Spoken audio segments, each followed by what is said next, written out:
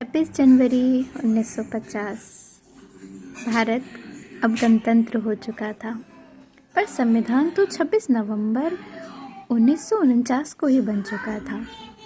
फिर हमने 26 जनवरी तक इंतज़ार क्यों किया? चलिए समझते हैं।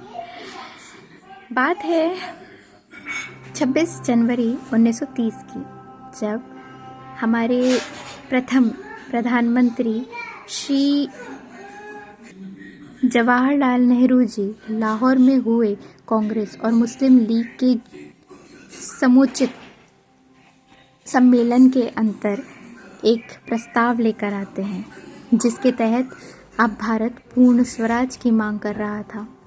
टुकड़ों में आज़ादी किसे चाहिए थी?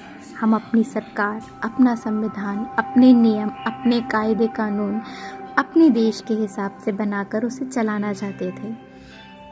सर्वप्रथम पूर्ण स्वराज की मांग लाहौर में हुए सम्मेलन में की गई थी। इस दिन को हमारे लीडर्स ने कहा कि आप इस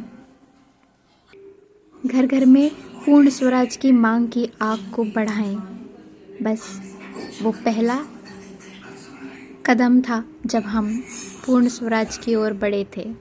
हालांकि 2 साल 11 महीने और 18 दिन की कड़ी मेहनत के बाद हमारा संविधान 26 नवंबर 1949 को बनकर तैयार हो चुका था, पर पूर्ण स्वराज के मांग किए गए उस दिन को याद करने के लिए हमने अपने गणतंत्र दिवस के तौर पर 26 जनवरी को चुना।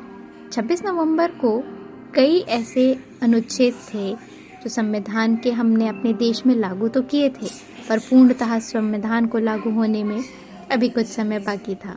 इसीलिए 26 जनवरी को उस दिन की याद के तौर पर हमने गणतंत्र दिवस की रचना की और हम 26 नवंबर को 2015 से माननीय श्री नरेंद्र मोदी जी के नेतृत्व में एज संविधान दिवस, कॉन्स्टिट्यूशन डे या फिर डे ऑफ लॉ के नाम से भी सेलिब्रेट करते हैं।